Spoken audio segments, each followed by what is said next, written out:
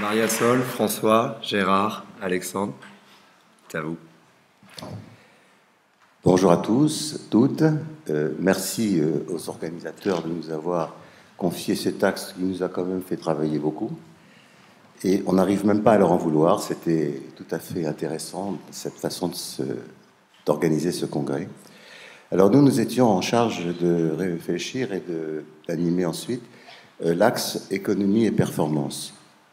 Peut-être que pour commencer, quelques mots sur l'esprit dans lequel on a imaginé cette affaire.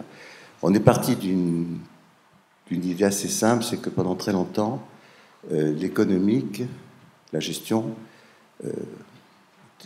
veut plutôt le statut d'un contexte, des éléments du décor, quelque chose dans quoi on n'intervenait pas, c'était un donné, quelque chose qu'il fallait accepter, et à l'intérieur duquel les ergonomes essayaient de développer des réorganisations, des changements, mais sous conditions de dimension inaccessible et quasiment un peu immuable.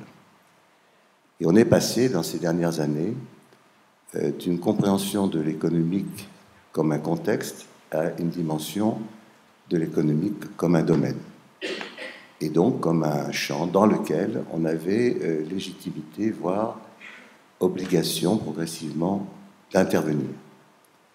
Ce qui évidemment est une injonction qui commande un certain nombre de conséquences sur la façon de penser la discipline, les organisations d'intervention, les métiers et les questions de l'évaluation. Alors, en investissant ce domaine, l'enjeu pour l'ergonomie, c'est pas seulement de faire la preuve de sa contribution à l'efficacité, mais c'est aussi d'être capable de repenser le concept même de performance, en tout cas d'y contribuer. Et donc de promouvoir un dispositif capable d'évaluer la contribution du travail à la création de valeur, mais pas seulement ça, et de repenser le dispositif lui-même, qui est capable de faire du travail la ressource stratégique de la création de valeur. En d'autres termes, également de sortir d'une approche du travail essentiellement comme un coût alors à réduire, tout le monde est pour la réduction des coûts, ça n'aurait aucun sens de vouloir l'inverse, à une ressource que par contre là, il est tout aussi logique de vouloir développer. C'est donc le statut économique du travail auquel on est confronté et de ses dimensions attachées comme la santé. L'enjeu donc d'une évolution du concept de travail à travers la promotion de la question de l'activité et dans l'activité, la promotion de la question de la subjectivité, à la fois comme un enjeu et comme une ressource. Et puis une évolution des modèles économiques qui sollicitent cette occasion de penser le travail et dont nous avions en tête qu'elles avaient fondamentalement, ces évolutions, trois sources possibles, soit des sources exogènes, technologiques par exemple, mais aussi sociétales, par exemple autour du bien-être animal ou du développement durable. Endogène, c'est la question de la financiarisation, de la mondialisation, et puis peut-être plus profondément des sources mixtes, comme par exemple la dynamique servicielle. Alors c'est ça qui fait un peu la toile de fond de l'axe dont nous nous sommes occupés. Je ferai juste la remarque pour faire suite à ce qu'a dit Corinne tout à l'heure. On a eu un axe qui a été au contraire très fréquenté. Et peut-être que, si je comprends bien, moi, le problème que pose le fait que l'emploi n'ait pas provoqué autant d'enthousiasme qu'on pouvait l'espérer, c'est intéressant de voir que l'axe sur l'économique n'est pas dissuasif, il est plutôt attractif. Ce qui veut dire qu'il y a quand même un mouvement qui est opéré et dans lequel, donc, on peut quand même tirer satisfaction au regard des évolutions de notre discipline. Alors, des 11 séquences qui ont eu lieu tout dans cet axe, on peut tirer un certain nombre de considérations forcément un peu transverses. Je vais les présenter là tout de suite, et puis ensuite, mes petits camarades feront des effets de zoom sur les points qui leur ont paru les plus intéressants. La première chose, c'est que pour s'occuper de ces affaires, on a besoin d'avoir une pensée à hauteur, c'est-à-dire d'organiser ce qu'on peut appeler une doctrine, c'est-à-dire une capacité de penser adaptées à la capacité d'agir. L'enjeu, c'est comment est-ce qu'on peut investir les domaines économiques, comment à travers ces domaines économiques on fait retour vers les questions politiques. Dès lors que dont on fait très vite l'expérience, c'est qu'on a beaucoup de mal à vouloir transformer les situations quand on comprend qu'elles sont dues à des architectures plus éloignées qu'il faut aussi ébranler. On a vu dans un certain nombre de présentations que les dynamiques de soutien, de correction, d'amendement ou de promotion de certaines idées qui se veulent un peu en décalage avec les environnements de marché, de finance, finissent par finalement en fait renforcer ces dynamiques-là quand elles ne sont pas appuyées sur une compréhension des effets d'épaulement, des effets de résonance, c'est le problème du travail à domicile, les problèmes des scopes, les problèmes des ESAT, qui ont beaucoup de mal à tenir une ambition dans un environnement qui finalement leur tourne le dos. Fondamentalement, c'est la question de la promotion d'une dynamique de la coopération dans des organisations qui restent pilotées dans le registre seulement des coordinations. Le deuxième point, c'est que ceci met en évidence, dans les évolutions économiques, l'enjeu de ce qu'on appelle donc les ressources immatérielles, la confiance, la santé, la pertinence, ces choses-là. En ayant montré que ces ressources immatérielles, toujours, elles ont comme caractéristique, c'est qu'elles s'incarnent. Elles n'existent pas comme ça en l'air, elles s'incarnent dans des personnes qui investissent ces ressources. Deuxièmement, elles se révèlent dans des situations. Elles n'existent pas sur étagère. Donc c'est des occasions qui leur donnent l'occasion de s'exprimer. En s'exprimant, elles peuvent se développer. C'est des rares ressources qui peuvent s'augmenter dans l'usage et non pas se consommer ou se consumer. Et enfin, elles sont vecteurs, possiblement, d'un développement sans externalité négative. Dans ces ressources immatérielles, la santé a un statut très particulier, est un peu le dispositif d'étayage de l'ensemble. Le point que ça pose du point de vue concret pour nous, c'est que ce ne sont pas des observables directement, ce sont des dimensions dont l'enjeu d'objectivation nous convoque dans nos capacités méthodologiques. Dans cette affaire de modèles économiques sur lesquels il faut pouvoir intervenir, on est soutenu par un concept qui est celui de la trajectoire. C'est un mouvement. Donc on est plutôt dans des dynamiques d'accompagnement et de soutien, où là aussi la coopération n'est pas simplement une valeur morale, mais une exigence très, très pratique. Avec la difficulté propre à cette dimension, c'est qu'elle relève d'une dynamique de l'autonomie, de sorte qu'à la fois elle est requise, elle est exigée, et en même temps on ne peut pas l'imposer, elle ne peut pas se prescrire. On a enfin, dans cette affaire, un problème de périmètre d'analyse. Et la question de la pertinence de l'analyse ergonomique du travail comme modalité méthodologique et je dirais, adaptée à cette affaire-là est posée. Incidemment, la mode qui s'en répand des dispositifs d'échange sur le travail pose une question de fond, car la question finalement, c'est pas de discuter, mais c'est d'arriver à mettre au travail sur le travail, dans des dispositifs qui ne sont pas simplement d'échange, mais véritablement de production d'une pensée capable d'outiller les personnes sur des inflexions qui sont extrêmement compliquées. Et donc, notre problème, ce n'est pas simplement de révéler dans les échanges, mais c'est véritablement de produire ensemble des capacités d'agir, et que ça relève proprement d'une capacité des ergonomes, en tout cas, supposément. Et tout ça suppose, à nouveau, une doctrine pour pouvoir le soutenir. La troisième dimension, c'est que dans cette affaire concernant donc l'économique, le cœur de la question, c'est la question de la création de valeur.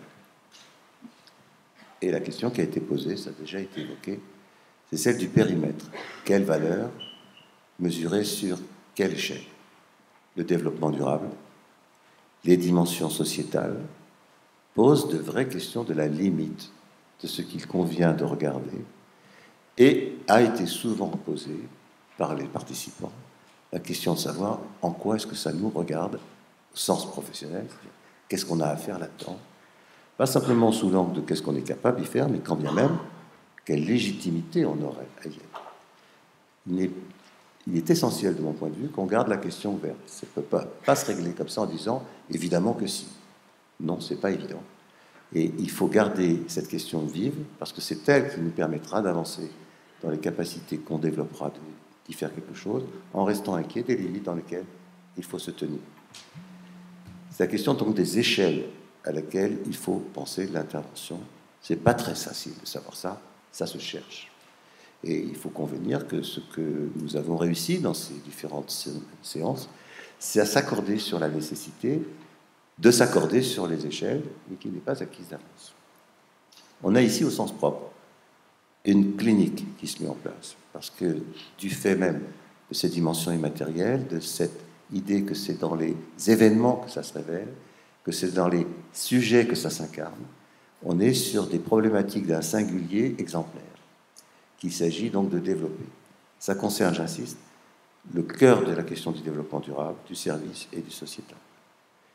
Les exigences nouvelles, ces exigences nouvelles, on a observé et discuté que les ergonomes commencent à s'y coltiner. Je dis bien commencent, mais c'est pas rien. À partir de là, on a eu un moment assez important qui a concerné la relation politique. Et d'un politique qu'on a posé comme étant un enjeu par l'économique, justement. C'était une des séances qui a été la plus suivie dans cet axe, la salle était pleine, et on a tenu là un pari assez audacieux d'organiser une mise en discussion d'une question qui est assez difficile en fait à cerner, parce qu'elle est prise par les uns et les autres d'une manière qui s'organise un peu comme une école, comme une position qu'on défend. Et donc la complexité, c'est d'arriver à les organiser en résonance. Le fait que la salle ait été très présente et très active a permis d'organiser cette résonance. Je dirais que c'est la question du service qui donne effectivement une actualité nouvelle à cette affaire qui est ancienne. Parce que dans le service, comme ça a été dit, le travail est directement l'expérience d'arbitrage à portée sociétale. Et donc pose directement une question que l'intervenant a appelée la démocratie sociétale, et donc met le politique directement au cœur de l'activité de travail, directement. Et puis, c'est rentré en résonance avec une autre façon de penser le politique comme une activité dont l'enjeu, c'est d'influencer les activités des autres que soi. Avec, c'est ce qui est soutenu dans cette approche, l'idée que pour cette problématique de l'influence des autres, elle s'organise à partir de la conscience qui est, comme Thoreau le propose, pré-réflexive, c'est-à-dire la manière dont chacun est dans la capacité de détecter chez les autres les dimensions qui entrent en résonance avec ce qui l'appelle précisément à l'action. Alors ça, c'est extrêmement important parce qu'on est sur une résonance des approches qui sont très différentes, mais qui visent toutes les deux la façon dont, dans l'activité de travail, et très personnellement, dans l'activité de service, la capacité justement d'avoir comme échelle de l'action la manière de faire société, de modifier la relation que les autres ont avec soi et avec le monde, est au cœur du débat. La capacité des ergonomes à rendre compte de cette dimension, l'enjeu d'une analyse du travail comme étant à l'échelle de cette affaire, est parfaitement au cœur de nos affaires. Derrière ça, dans ce lien avec l'économique et le politique, il y a l'idée fondamentale qui est que les évolutions économiques conduisent un peu inexorablement à une logique de la flexibilité, de la réactivité et de la souplesse des organisations, et que la question pour nous, c'est de savoir dans quelle mesure on est capable, non pas d'empêcher la flexibilité, ça n'a pas de sens, mais d'empêcher que la flexibilité se traduise mécaniquement dans la précarisation des personnes. Le modèle industriel qui nous intéresse, jusqu'ici, est un modèle dont il faut sortir. Donc la question, c'est celle des alternatives. Et l'enjeu pour nous, c'est d'arriver à offrir une autre perspective que l'antagonisation croissante entre des exigences contradictoires.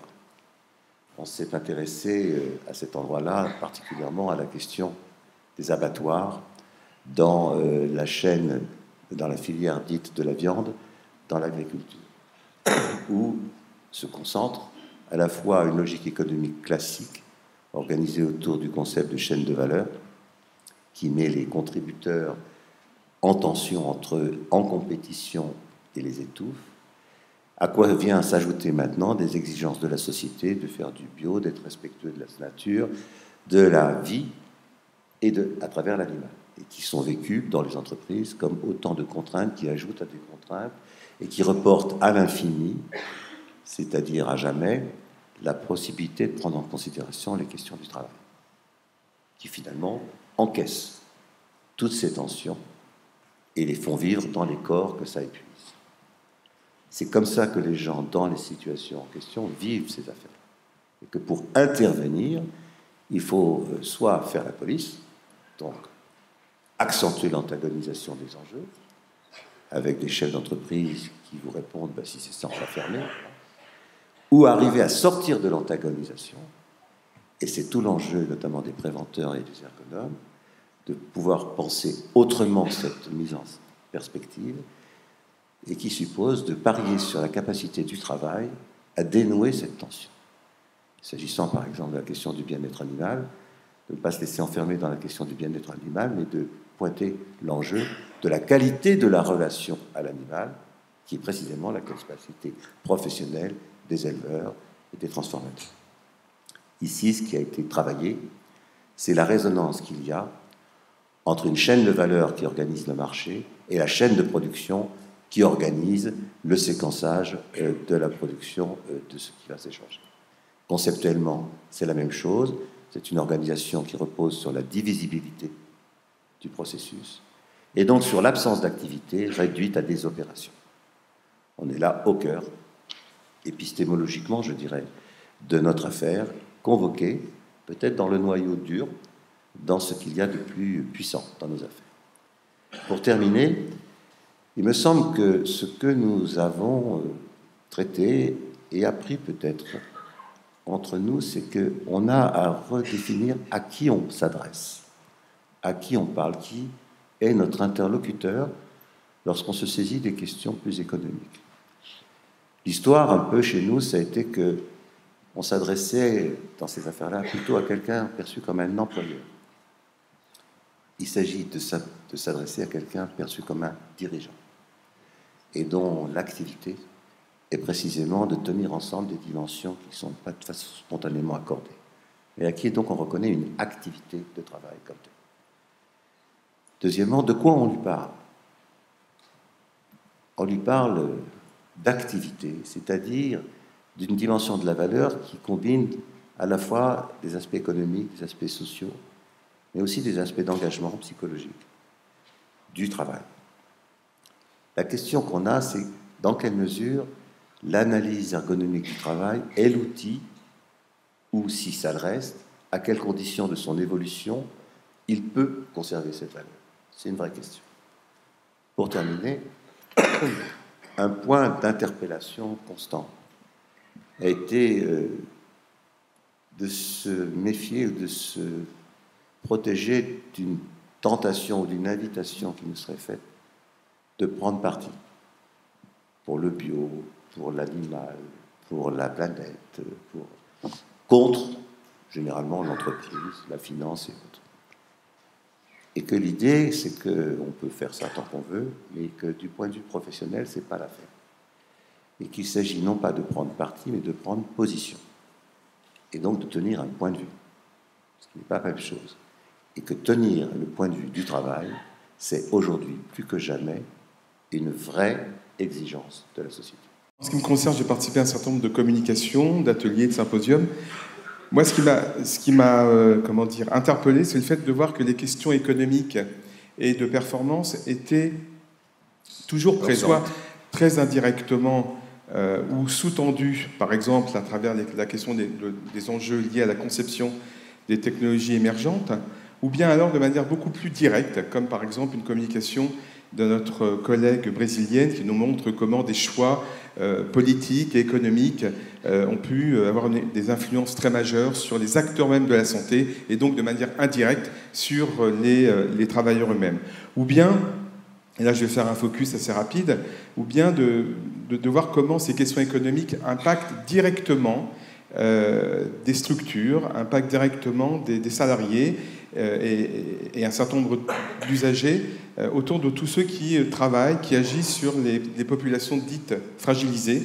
Alors je pense à 2 communications, entre autres, l'une sur les ESAT, qui montre bien comment eh bien, une certification universelle ISO 9001, qui est centrée sur la question de management, comment cette application d'une certaine norme eh bien, fait entrave au travail, fait entrave à l'activité, modifie fortement les conditions de travail des moniteurs en atelier et aussi les travailleurs handicapés en situation de handicap eux-mêmes, voire même en créant des environnements non capacitants, va générer même du surhandicap à travers des questions de posture difficile ou de cadence accrue. Donc finalement, cette normalisation va contraindre fortement les acteurs de situations qui, je le rappelle, sont en situation, je dirais, des ESAT ou en particulier les secteurs services des soins à la personne qui sont en forte progression avec des créations importantes d'emplois.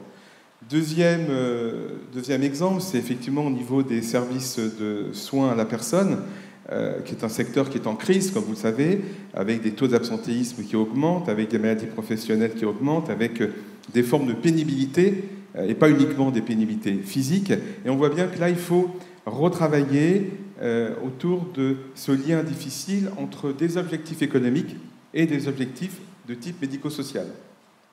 Malheureusement, c'est cette question de la performance prise sous un certain angle qui va générer des difficultés fortes sur lesquelles les acteurs eux-mêmes eh bien, doivent tenir certaines tensions. L'exemple qui a été montré, c'est ces tensions à tenir entre des temps réglés, imposés, voire dans des logiques de planification taylorisée, des formes de standardisation, vont trop cadrer les opérateurs, vont finalement rentrer en désaccord avec des temps, je dirais, gérés, des temps réels, liés aux besoins des intervenants auprès des personnes, au regard évidemment des besoins de ces personnes, essentiellement dans ce cas de figure des personnes âgées.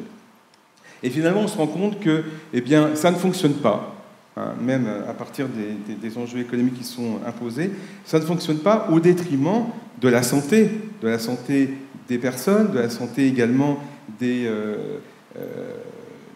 usagers, d'une certaine manière, par un certain nombre de phénomènes, des glissements de tâches, ou cette désarticulation finalement dans la gestion des temps, qui parfois d'ailleurs dépasse les temps professionnels, puisque ces intervenants vont prendre sur leur propre temps eux-mêmes. Donc finalement, ce qui était intéressant, c'est à travers ces impositions écologiques, eh bien ça nous re-questionne à la fois sur les conditions de travail, mais également sur les rapports à la société, sur la question de la dépendance, sur la question de la prise en charge de ces personnes dites fragilisées, qui encore une fois, notamment par ces questions de vieillissement, vont être en progression très forte et donc générer un certain nombre d'emplois. Voilà rapidement ce que je peux dire en complément de ce qu'a dit François. Moi, je vais revenir rapidement juste sur donc quelque chose qui m'interpellait quand on parle de l'axe économique. Comme disait François tout à l'heure, ce n'est plus juste un contexte, mais donc l'ergonome, il est invité à prendre parti. C'est l'axe économique, mais c'est aussi l'axe politique, puisqu'il y avait une table ronde qui a eu effectivement beaucoup de succès sur cette dimension-là. Et donc quand on dit c'est plus un contexte, mais vous êtes invité à faire partie de cette transformation. En fait, la question qu'on se pose et qui revient souvent, c'est oui, mais comment ? De quoi on est outillé pour pouvoir effectivement dire quelque chose ? Est-ce qu'en tant qu'ergonome, on a quelque chose à dire, mais comment ? Avec quels outils ? Et dans les échanges, rapidement, on a dit on ne peut pas rester enfermé dans l'analyse du travail. On ne peut plus avoir ça comme seul outil. Et donc moi, à nouveau, ça m'interpelle et je me dis, mais en fait, moi, c'est ce qu'on m'a appris à faire de l'analyse du travail. Donc c'est des domaines qui sont nouveaux. Et en plus, on me dit qu'il faut changer aussi d'outils pour aller dans ces situations. Et donc voilà, c'est des questions qui reviennent souvent. Et dans ce débat d'hier, dans cette table ronde sur la politique, il y a eu un échange qui a été assez court et assez intéressant sur la question du besoin. Donc Christian Duterte il disait que le débat politique, il doit être revisité en lien avec la question du besoin. Et je me suis posé la question, je me suis dit, mais de quoi il parle ? Et qu'en fait, il faut que ce besoin, c'est quelque chose qui est situé historiquement, donc culturellement, géographiquement. On avait aussi des collègues du Brésil qui étaient présents dans cette table ronde. Et que je me suis dit que peut-être pour pouvoir justement prendre part à cette question de l'économique et du politique, peut-être que par l'analyse du besoin, c'était une bonne porte d'entrée. Et le besoin, dont a parlé aussi François tout à l'heure, c'est aujourd'hui la société qui a besoin peut-être de donner plus de sens à ce qu'ils vont consommer, consommer bio, consommer éthique, savoir d'où viennent les choses qu'ils ont sur leur assiette, mais puis largement. Donc je me dis, peut-être en comprenant ce besoin, le besoin aussi, on a beaucoup parlé du besoin au niveau du temps de travail. Il y avait un débat aussi sur la flexibilité. Il y a eu une communication sur... c'était les conducteurs de bus. Il y avait une expérimentation qui avait été faite pour les horaires, organiser les horaires de travail. Et donc, rentrer par cette analyse du besoin, elle permet aussi de prendre part à cette question du politique sans rester uniquement sur un débat. Par exemple, il y avait eu la question des 35 heures où on s'est dit, est-ce que la question des 35 heures a encore du sens aujourd'hui au regard à nouveau de cette question du besoin d'avoir tout de suite aujourd'hui par les services. Tout à l'heure, Corinne a parlé de Uber, les livraisons Uber. On a besoin de tout avoir et en même temps, on défend un débat politique dans lequel on défend toujours les 35 heures et on peut se poser la question de est-ce qu'on peut encore tenir ce débat-là. Voilà, donc j'ai retenu qu'on ne pouvait pas rester enfermé uniquement dans l'analyse du travail, que pour prendre part à ce débat politique, on pouvait passer par un questionnement sur le besoin au niveau sociétal et au niveau des individus, puis pour voir ce qu'on pouvait, nous, en tant qu'ergonomes, faire. On est face à des questions, en fait, qui nous semblent si nouvelles qu'à un moment donné, quand on s'arrête et on entend ce qui se disait il y a quelques années de ça, puisque c'est à Wissner auquel je pense, à qui on posait la question de l'apport de l'ergonome ou de l'ergonomie, il disait moi je me retournerai vers la société et je lui demanderai ce qu'elle attend de nous. Et je trouve que les questions qui sont abordées ici, qui ont été abordées dans ce congrès, relèvent de cet objet. Alors moi, il se trouve que j'avais la fonction de suivre l'atelier sur le développement durable, et en quelques phrases, juste vous indiquer ce qui ressort, ce qui semble faire repère là-dessus. Alors par exemple, il y a un relativement bon consensus de la notion de développement durable, ainsi que sur beaucoup de thèmes qui sont abordés dans ce thème-là. En revanche, il y a des points de dispute qui sont, j'espère, constructifs. Par exemple, ça a été évoqué tout à l'heure, le lien de compatibilité qu'il pourrait y avoir entre développement durable et croissance économique. Ça, c'était un point qui était assez fort. La deuxième chose qui est apparue, et qui m'a inspiré en fait la phrase introductive, c'est maintenant l'ergonomie, ce serait bien il y a nécessité qu'elle soit beaucoup plus impliquée au niveau citoyen. La nécessité de prendre en compte des éléments tels que les externalités de l'activité, c'est-à-dire en fait, par analogie avec une phrase bien connue, ce serait, et ça a été cité par un des participants à l'atelier, comprendre l'impact pour mieux le transformer. Je trouve que c'est parlant. Et ce qu'il en ressort aussi de cet atelier, c'est de dire, arrêtons de nous faire peur, a priori en ergonomie, on a pas mal les moyens pour intervenir sur ces questions de développement durable. Par exemple, Déjà, appliquons les valeurs qui sont les nôtres, l'éthique que l'on a tous les uns et les autres. Augmentons un peu notre empathie pour l'autre, parce que si on est empathique pour l'autre, a priori, on devrait se poser des questions de développement durable. La question de l'éthique du travail, l'éthique du développement, voilà, c'est ce genre de questions qui font que, en ergonomie, on est plutôt pas mal armé pour ces choses-là. Ensuite, la question que je me suis posée, c'est mais quelle est la maturité à laquelle on se trouve vis-à-vis du thème du développement durable? Ce qui est très intéressant dans ces deux ateliers auxquels j'ai assisté, c'est que, d'une part, c'est vrai que c'est un thème émergent dans sa lecture du point de vue de l'ergonomie, mais en même temps, c'est quelque chose qui, d'une part, intéresse beaucoup plus largement que le groupe qui était dans l'atelier, beaucoup plus largement que ce temps dont on parle maintenant. Mais en plus, essentiellement, ce qui manquait, c'était la contribution opérationnelle de l'ergonomie à cette question du développement durable. Un exemple juste, la question du travail décent. Quand on parle de travail décent, de quoi parle-t-on? Et comment on peut aborder cette question du travail décent? Voilà, en quelques mots, ce que je voulais vous dire sur le développement durable. Merci.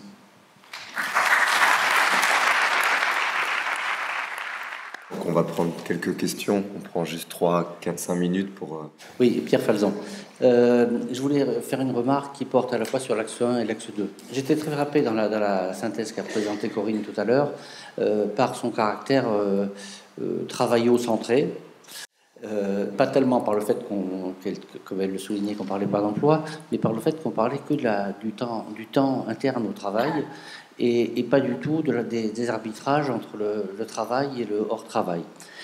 Et ça, je voudrais attirer l'attention parce que ça pèse sur ce que je vais dire ensuite sur l'axe 2. Je pense que dans la communauté, en tout cas c'est ma perception, peut-être qu'on ne sera pas d'accord, ma perception c'est qu'on est par nature nous-mêmes très travaillo-centrés, et qu'on on accorde une valeur très importante au travail, à notre propre travail aussi, et on lui consacre beaucoup de temps, et peut-être au détriment d'ailleurs de la part du hors-travail. Et or, il me semble que déjà dans la jeunesse en particulier, il y a une relativisation importante de ça, avec une volonté de mieux partager les choses. Il faut se rappeler qu'en France, on n'est pas forcément pareil que par exemple dans les pays scandinaves, où ce rapport entre le travail et le hors-travail est différent. Voilà. Donc ça, c'est le premier point. Donc on a tendance à penser les choses en termes d'étanchéité. Il y a le temps de travail et le temps hors travail. Et du coup, ça m'amène à l'axe 2. Quand on parle de performance du travail, c'est aussi quelle performance est-ce qu'on souhaite du travail. C'est là qu'intervient toute cette dimension éthique de développement durable.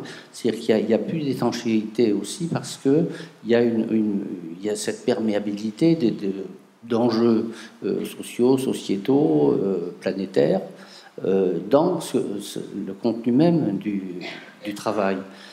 Et donc j'attire l'attention là-dessus parce que je crois que si on adopte un point de vue trop justement travaillo-centré, si on peut dire, on loupe des choses sur les aspirations des personnes à un meilleur équilibre, peut-être entre le travail et leur travail, et un meilleur équilibre plus global du sens de ce qu'ils font hors du travail et dans le travail. Ceux qui étaient à la projection mardi soir du film Ceux qui travaillent, cette interpellation fait complètement écho à cette étanchéité.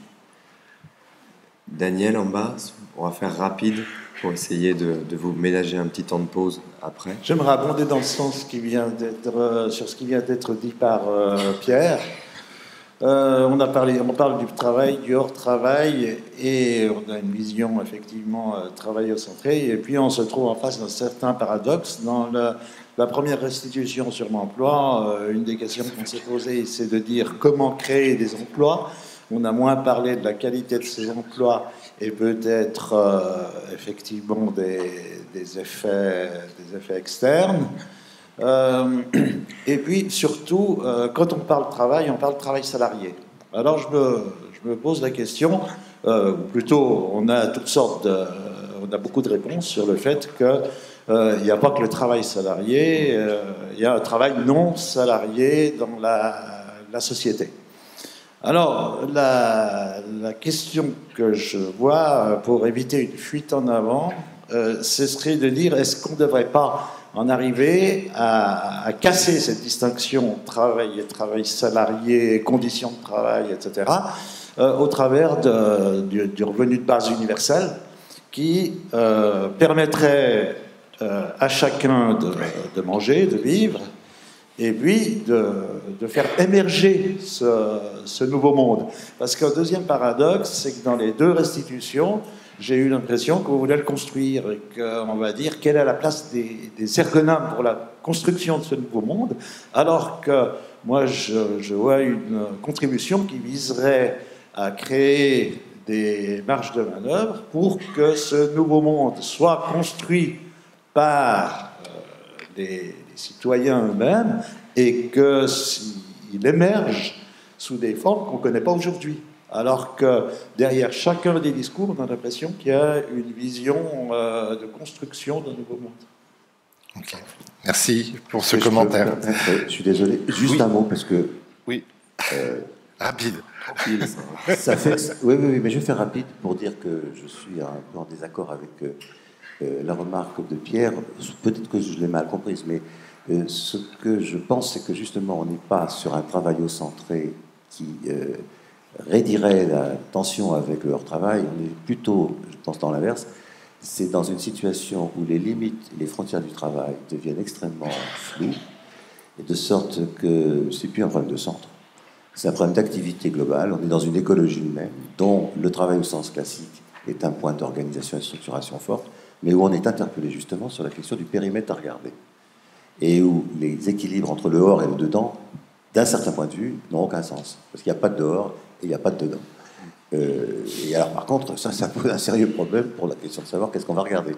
Mais je le prendrais plus comme ça que par rapport à l'inquiétude que Pierre évoquait. Mais ça peut être un malentendu.